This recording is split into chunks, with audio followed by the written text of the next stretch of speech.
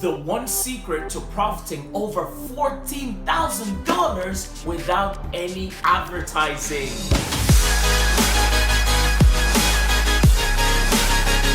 Thank you so much, Ngalinda. Ngalinda, thank you for everything that you do. Thank you, Ngalinda. Hey guys, it's Ngalinda here, your favorite social media strategist. And in today's book review of Traffic Secrets, a book by Russell Brunson, we're covering secret number 6, how Russell has been able to profit successfully without having to spend any money on advertising. So in the previous secret number 5, Russell spoke to us about how he discovered the very one thing that changed his whole game, which was how he scaled ClickFunnels, a software company, from zero to over $100,000 per year in just 3 years, with the goal of using lists. Okay, so he spoke to us about lists, and more importantly, hey, to grow online you need a list, but more importantly you need to be building a list consistently every single day. Now, what Russell then had a problem with after building a list was, hey, how do we increase our return? Okay, we're spending to build a list, that's great, we're breaking even, but how do we actually start to profit? Okay, it's easy to make a lot of money, but hey, you could make €1 million in a year, but really only make 10% profits, or if even maybe 1% profit, which is 10,000, right? So that can't sustain the company, you can't grow and feed yourself. So how do you get by that? How do you profit more? And this is what Russell teaches us in secret number 6, how the amateurs go off and profit off the first sale. This is the wrong thing to do. Do not focus on profiting on the first sale. Focus on the back end. You see, 80% of sales are made between the 5th and 12th contact. 5th and 12th contact. I don't have enough fingers. So the idea here is that when you acquire a customer, when you first get a customer, don't focus on the first sale, focus on the back end, focus on the sales after this. What can you do to increase your sales? And I'm going to show you exactly what you can do, what Russell shares with us in this book.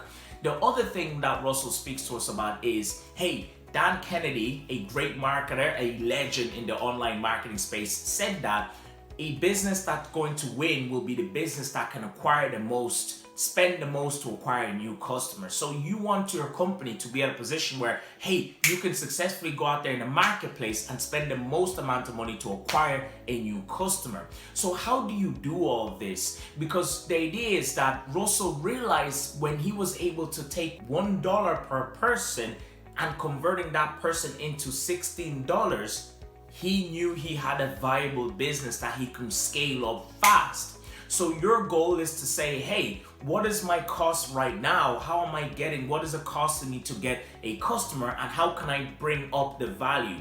So here's what Russell realized. He needed a 3-step process to be successful online. So he needed traffic to build a list. He needed funnels to convert that traffic into new sales and customers. And lastly, then he needed a value ladder, and essentially a system in order to ensure that all these 3 things happen the first time, second time, and continuously happen over time. So what do we mean by traffic? You already understand traffic is website traffic. You know, it's essentially your people who are interested in your products or service, your dream customers. Now, the funnels, we already spoken about this. It's a sequence of steps that somebody will take in order to become a customer. And lastly then, the value ladder. The value ladder should be that, hey, if you have a product that's up here that's maybe your most expensive, you should have other products that will then bring people in for cheap or even free. They can do trials and bring them up as you go on. So that's what the value ladder is. Now, when you have your value ladder, you have your products and you have different approaches, how you graduate customers from one place to another.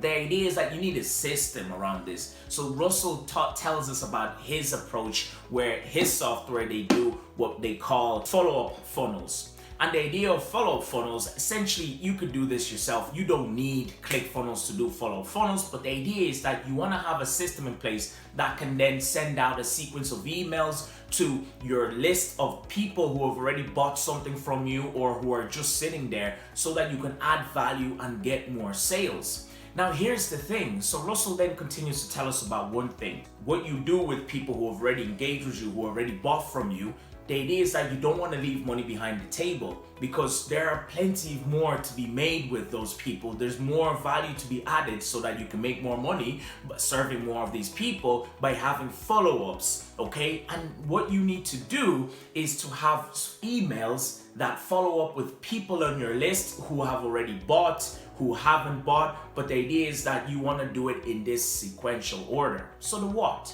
How do we do it? What is the what? When you send out an email, do you just send out an email randomly to people and get them to buy, or do you just send them some information about your products? No, you want to build relationships. But how you do it is more important than just sending out information. So what Russell found out that worked really well in the marketplace was that if you were sending out emails, they should be in these three components.